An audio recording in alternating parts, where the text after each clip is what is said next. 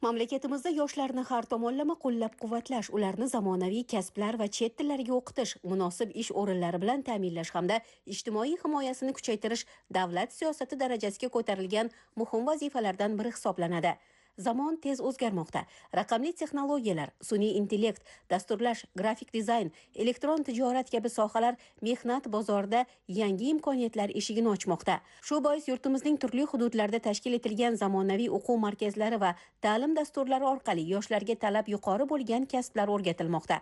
Ayniqsa ingliz, nemis, koreys, xitoy va boshqa chet tillarini puxta o'zlashtirishga qaratilgan kurslar yoshlarning xalqaro mehnat bozorida raqobatbardoshligini oshirishga xizmat qilyapti.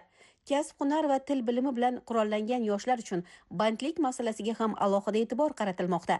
Yangi korxonalarning tashkil etilishi, tadbirkorlik loyihalarining qo'llab-quvvatlanishi, imtiyozli kredit va subsidiyalar ajratilishi natijasida ko'plab yoshlar o'z biznesini yo'lga qo'yish imkoniyatiga ega bo'lmoqda. Bo'sh ish o'rinlari yarmarkalari, mehnat platformalari va maxsus dasturlar orqali ish qidirayotgan yoshlar bilan ish beruvchilar o'rtasida samarali hamkorlik yo'lga qo'yilgan. Jomboy tumanida bu borada olib borilayotgan ishlar samarasi ham e'tirofli. Yangi ish o'rinlari yaratish, yoshlarni tadbirkorlikka yo'naltirish va ularning biznes tashabbuslarini qo'llab-quvvatlashga alohida e'tibor qaratilmoqda. Natijada ko'plab yigit-qizlar doimiy daromad manbaiga ega bo'lib, o'z hayot yo'lini mustaqil belgilash imkoniyatiga erishmoqda. Tumanning Toshkent mahallasida 1024 nafar yoshlar bor.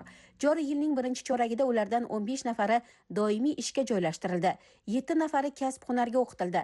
9 nafariga kredit ajratilib, tadbirkorlik faoliyatini boshlashiga ko'maklashildi. Rustam Omonovga ham video va foto suratga olish uchun asbob-uskunalar sotib olishga 97 million 800 ming so'm kredit mablag'i ajratildi. Hozirda u zamonaviy fotostudiya faoliyatini yo'lga qo'yib, aholiga sifatli foto va video xizmatlarini ko'rsatmoqda. Ayniqsa turli tantanali marosimlar, oilaviy tadbirlar, bitiruv kechalari hamda reklama roliklarini tasvirga olish bo'yicha buyurtmalar soni ortib bormoqda. Yosh tadbirkor o'z faoliyatini kengaytirish bilan birga yana 4 nafar yoshni ish bilan ta'minlashga ham muvaffaq bo'ldi. Uning ta'kidlashicha, davlat tomonidan yaratilgan imkoniyat va imtiyozlar o'z orzusini ro'yobga chiqarish, zamonaviy texnologiyalar asosida ish boshlash uchun mustahkam poydevor bo'lgan. Yoshlarning ijtimoiy himoyasini kuchaytirish ham muhim yo'nalishlardan biri sanaladi. Kam ta'minlangan va ehtiyojmand oilalar farzandlarini ta'limga jalb etish, ularga moddiy yordam ko'rsatish, turar joy va ta'lim masalalarida ko'mak berish bo'yicha qator tashabbuslar amalga oshirilmoqda. Yurtimizda so'nggi yillarda yoshlarga oid davlat siyosati juda ham keng ko'lamda olib borilmoqda. Birgina misol tariqasida Jomboy tumanida ham yoshlarga oid davlat siyosati jadal suratlarda olib borilmoqda. Jomboy tumanida 2026 yil birinchi chorak yakunlari bo'yicha 38 ta mahallamizdan umumiy 374 nafar ishsiz va migratsiyadan qaytgan yoshlar ro'yxati shakllantirildi va ularni korxona tashkilot rahbarlariga biriktirish orqali turli sohalarda bandligi ta'minlandi. Qonuniy migratsiyaga yuborildi va kasb-hunarlarga o'qitildi. Hozirgi kunda 374 nafar yoshlarimiz turli sohalarda doimiy bandligi ta'minlanib, daromad olib kelishmoqda. Bundan tashqari muhtaram prezidentimiz boshchiligida 2025 yil 14 fevral kuni 60, 61 va 62 sonli qarorlari ijroga qaratilgan edi. Mazkur 3 ta qarorlarga ko'ra ishsiz va o'zini o'zi band qilgan yoshlarni tadbirkorliklarini boshlash uchun kreditlar ajratilishi rejalashtirilgan bo'lib, bugungi kungacha Jomboy tumanida 100 dan ortiq yoshlarimizga mazkur yo'nalishlarda kreditlar ajratildi. Shuningdek, muhtaram prezidentimiz va Yoshlar ishlari agentligi tomonidan ko'mak loyihasi yo'lga qo'yildi. Ko'mak loyihasi doirasida esa davlatimiz tomonidan 130 million foizsiz sud olish orqali tadbirkor va tashabbuskor yoshlar xorijiy tillarga ixtisoslashtirilgan o'quv markazlarini chekka hududlarda ochishi va yoshlarga ta'lim-tarbiya berishlari mumkin. Muhtaram prezidentimiz boshchiligida har bir yoshlar bilan muloqot o'tkazilgandan so'ng juda ham ko'plab yangiliklar, imkoniyatlar, imtiyozlar yaratilyapti va mana shu imkoniyatlar, imtiyozlarni ko'rib, tumanimizda ham, respublikamiz bo'yicha ham yoshlarni hayotga bo'lgan qiziqishlari yanada oshib, o'zlarida shijoat, g'ayrat yanada kuchaymoqda.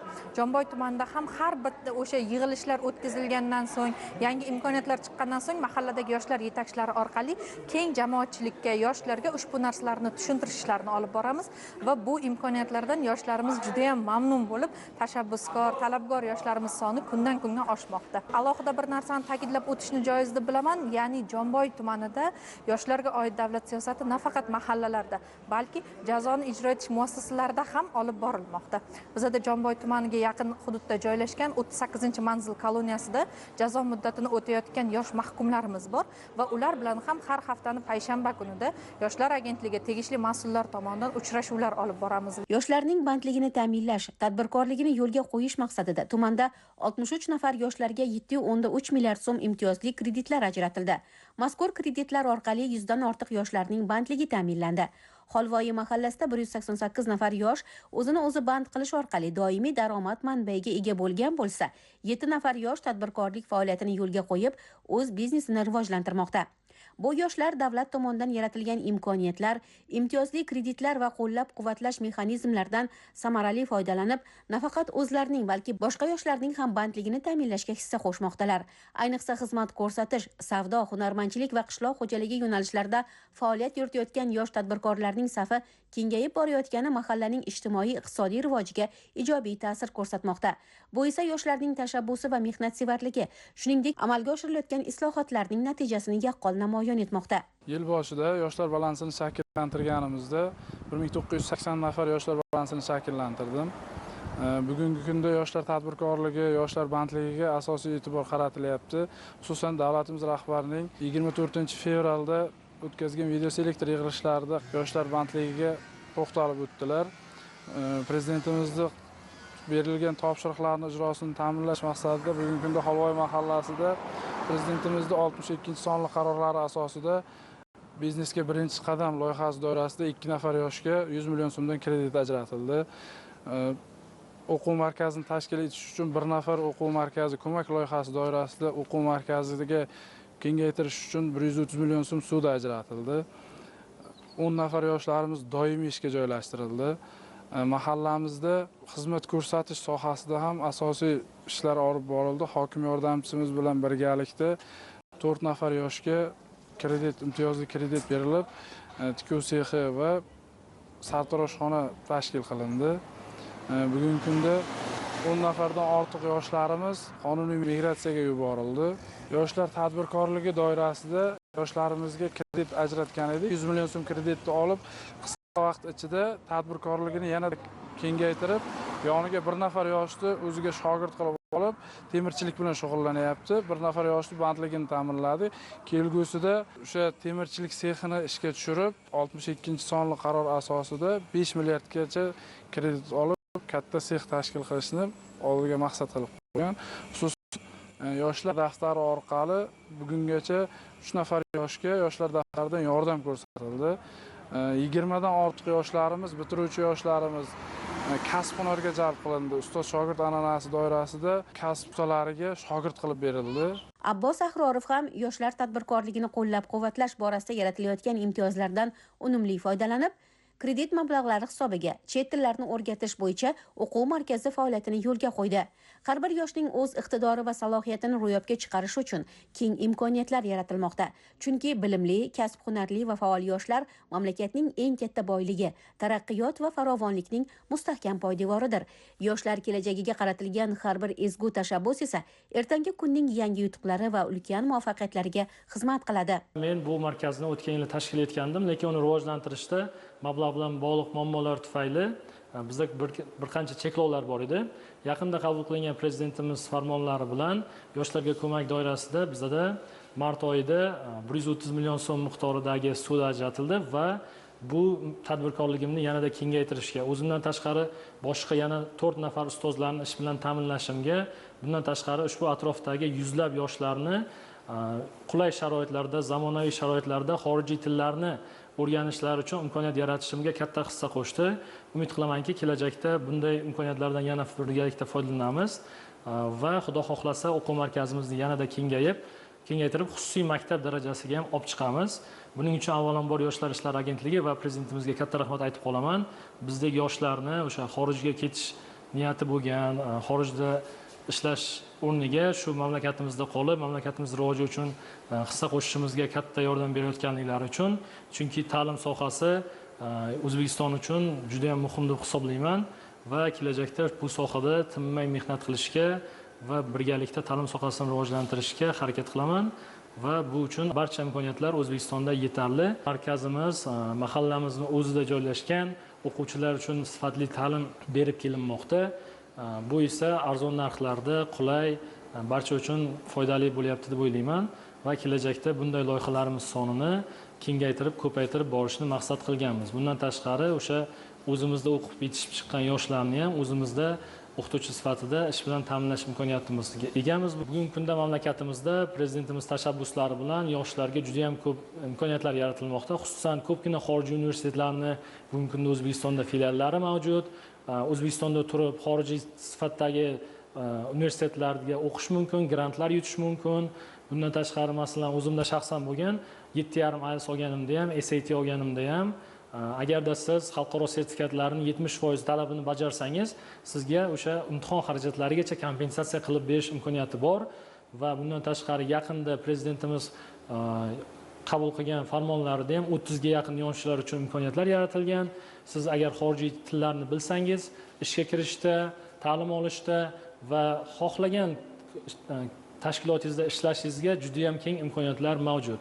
Menda shunaqa jo'ralarim bor. O'zini bilimi orqali masalan ko'pgina El-yurt umidi va boshqa grantlarni yutib, istalgan tashkilotlarda, vazirliklarda, banklarda do'stlarim ishlashmoqda va bularni barchasi ularni avvalambor o'zlarini intilishlari va undan tashqari prezidentimiz tashabbuslari bilan yaratilgan ta'lim sohasidagi yaratilayotgan imkoniyatlar natijasida deb bilaman va kelajakda o'zimning sohamda yetuk mutaxassis bo'lish uchun tinmay harakat qilishga harakat qilaman. Yosh xotin-qizlarni tadbirkorlik, marketing, grafik dizayn, huquq va zamonaviy kasblarga o'rgatish uchun tumanda Qizlar akademiyasi loyihasi yo'lga qo'yilib, ijtimoiy tarmoqlar orqali 468 nafar xotin-qizlar qamrab olindi. 2026-yil tumanda Ibrat farzandlari loyihasi orqali 7265 nafar yoshlar xorijiy tillarga o'qitildi.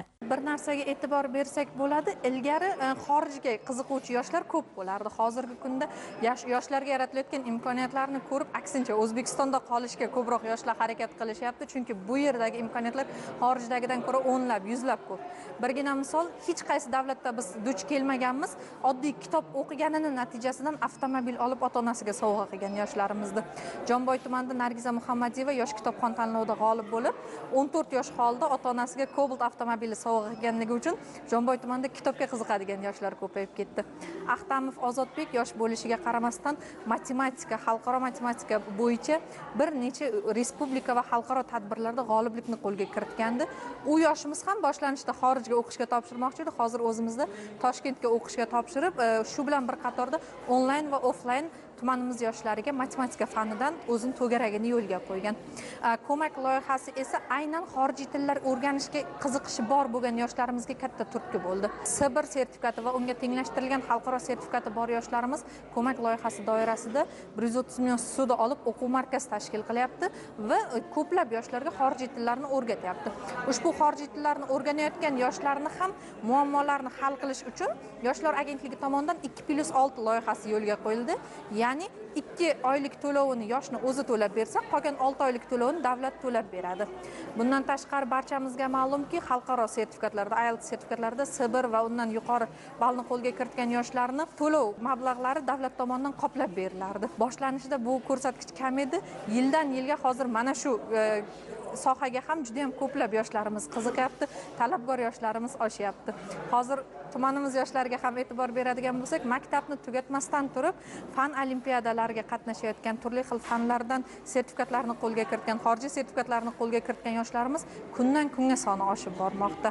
Tumanimizda bu yil qariyb 2000 yoshlar maktablarni tamomlagan bo'lsa, ularni qariyb 1000 nafari o'zi sertifikatlarni olgan, oliy ta'lim muassasasida aniq qaysi yo'nalishga topshirishlarini rejalashtirib olgan yoshlar hisoblanadi. Tumanda yoshlar orasida tadbirkorlikka qiziqish tobora ortib boryapti. Ana shunday tashabbuskor yoshlardan biri Firdavs Sharipov 2 oy avval Xolvoyi mahallasida muzqaymoq tamaddixonasi tashkil etib, o'z tadbirkorlik faoliyatini boshladi.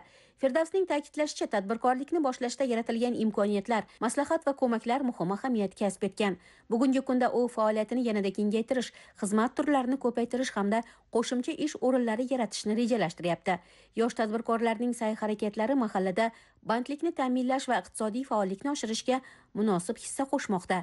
Bu tumanda yoshlarni qo'llab-quvvatlash, ularning tashabbuslarini rag'batlantirish va bandligini ta'minlash bo'yicha amalga oshirilayotgan ishlarning ifodasidir. Eng muhimi, bugun yoshlar o'z kelajagini bilim, mehnat va tadbirkorlik orqali barpo etib, yurt taraqqiyotiga munosib hissa qo'shmoqda.